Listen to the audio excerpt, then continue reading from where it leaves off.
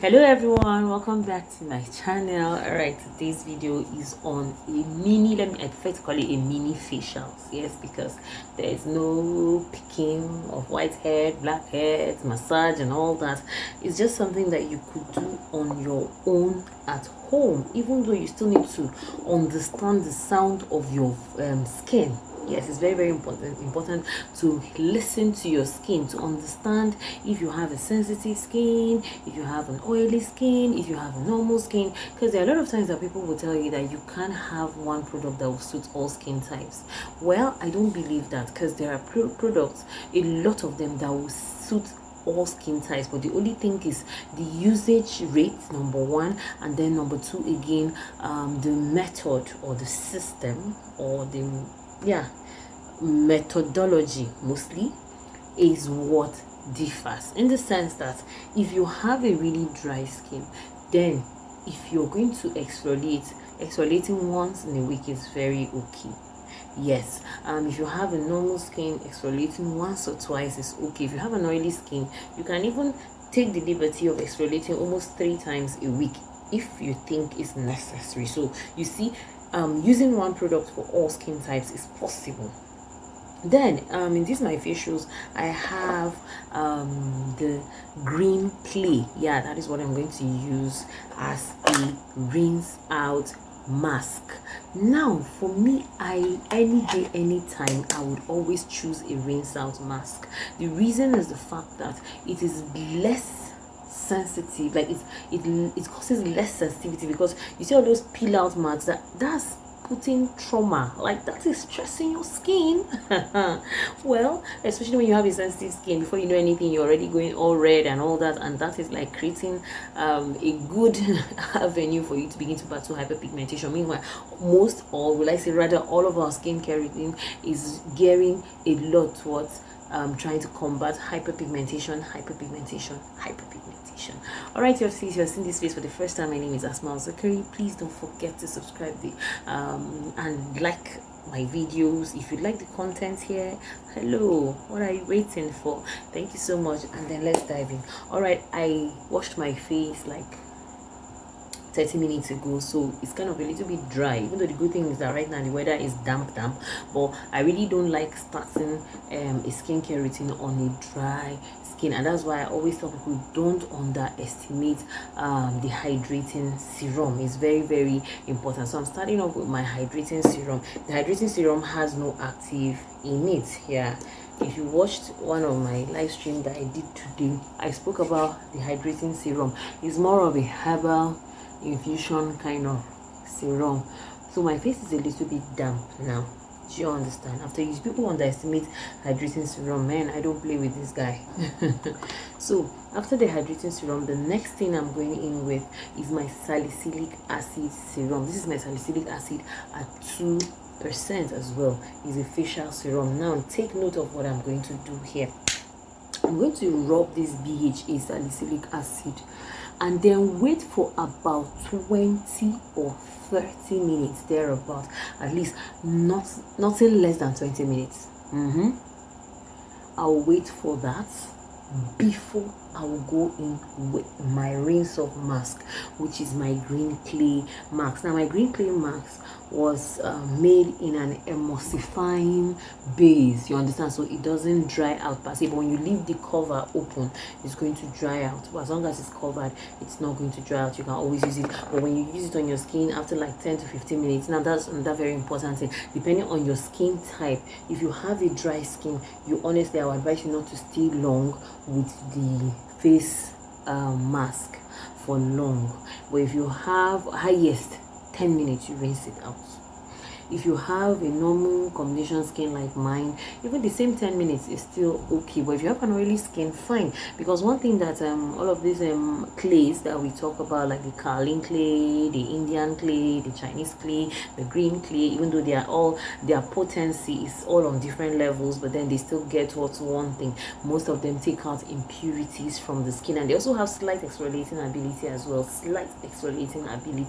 Yeah, so the thing about it is that there's a lot of hack about using DIY hacks about using the any of the clays, especially the bentonite clay to be more specific, with apple cider vinegar, which is okay because the clay has a very high alkaline level and then your apple cider vinegar has a very low alkaline level, so in combination it gives a balance that will be friendly on the skin. And it's something similar to what I'm doing now. The salicylic acid has a very low pH, and that's why I have it on my skin first before we eventually now put the clay on my skin and then allow it to sit for just.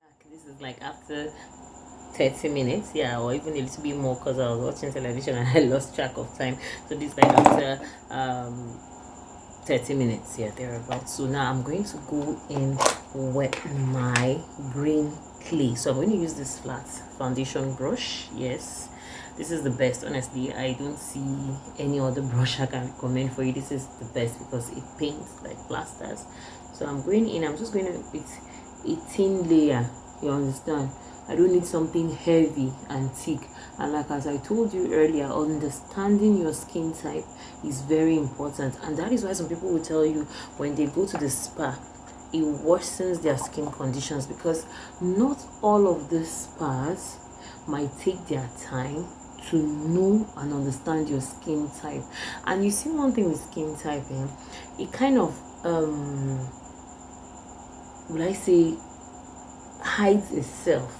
Let me explain what I mean by hiding itself. Like during raining season, even those with the driest of skin don't feel it any longer. Why? Because of the humidity. So when you walk into a space, a spa, and in that kind of weather condition, and without you knowing the kind of skin type that you have, the treatment they might give you, or even if they check your skin type, do you understand? Like me personally, I have this testing device that checks moisture and oil. This is what I use to test the skin type, especially when I'm about to treat a skin that has a lot of acne prone skin. Most of the time I make sure I understand the skin type, so that, because when you go in with the wrong treatment, you're going to worsen the person's skin condition. Yeah, real talk, you understand? So sometimes, as I said, the weather does not help to give in some truth. So it's advisable for you to check, to test the skin, and then you'll be able to walk better. Now when you're testing the skin, that is before the treatment, in between the treatment, and after the treatment. You understand there are expectations when you understand how to use the skin testing device. So also when you're using the clay marks, you have to be very careful, because this thing, not only does it take out impurities off the skin, yeah, it draws out impurities, it also draws out the sebum of the skin. What I mean by the sebum is the oil, yeah, the natural oils that we have on the skin. So if you have a dry skin, I try to avoid my eye area, yeah, so that it doesn't that kind of thing. So if you try to have, oh my god, if you try to make this layer too thick and you happen to have a dry skin, honestly speaking, you will get yourself into trouble. Yes, if you're not careful, you would irritate your skin barrier. You understand? If you have an oily skin, fine, you can go the extra mile of making it thick. But for me, as I said earlier, I have this combination skin, so I have to be very, very careful. Some part of my face is oily, while some parts are dry, like this inner part now that are dry. Sorry, this inner part now, mostly around this area, that happens to be oily. Now you see, I can afford to take a little bit of extra layer around those areas. But you see all this around my forehead and all that, I'm being careful. It's okay this way. And let me tell you something, it's not like the longer you stay with the mask it makes anything better. Let me just tell you the truth. Yes, that is when you even have an oily skin. Yes, 20 minutes is okay with this mask. You wash it off. Do you understand? You don't have to stay with it. More is not more. There's no need for that. Otherwise you start to, it's not as if is going to cause any harm per se, but number one is going to make the skin uncomfortable and even you uncomfortable, because even smell will become a problem for you. One. Then number two, again, as I said earlier, if you don't have an oily skin and you hold this mask for long, it's going to make your skin dry. So obviously I don't visit spas, I do my spa treatment by myself. So you can get all of this, you can order. My number is in the WhatsApp, is in my WhatsApp number, I mean, it's in the description area. I'll also keep my drop my email as well in the description area, so feel free to send me a message. All of these things, this mask is done in a way that you don't need to start combining anything. It's formulated in a way that just make sure you leave it tightly. That's why the cover is tightly secured. Make sure it's always tightly secured so that it doesn't dry out easily. As I told you earlier, I don't intend to stay with this mask like forever. So personally, it's choice if you like. But me, I have this my small fan here that I'll just use so that it dries out faster. Do you understand? As soon as I do this, in the next 10 minutes, I'm going to rinse out all of this and then come back again. You now see why I tell you, when it's spa treatment, save that small box, save that small money. You know, COVID made us learn how to do a lot of things by ourselves. You understand? Most of these products are all there for sale.